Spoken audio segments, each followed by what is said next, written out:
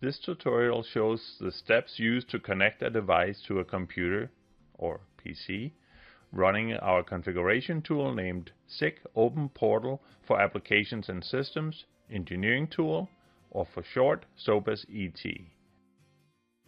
To minimize the risk of communication issues, we strongly recommend the use of an Ethernet to USB adapter.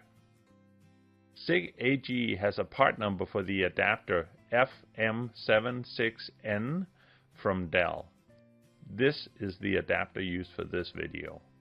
Using this particular adapter may make support easier as it is widely used within our company. Make sure the adapter is connected to the PC and the Ethernet cable is connected to the device and the adapter. The following steps show a recommended configuration of this Ethernet to USB adapter in order to provide communication with SIG devices. First, click on the Windows symbol in the taskbar. Click on the Settings icon.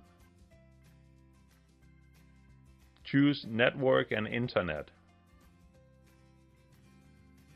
Choose Change Adapter Options. Select the respective Realtek USB GBE family controller.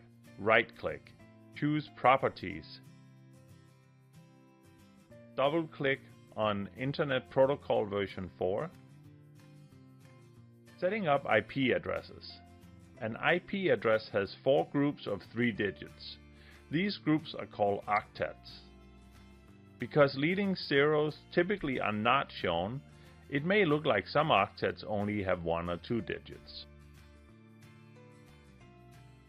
Communication cannot take place between devices with the same IP address.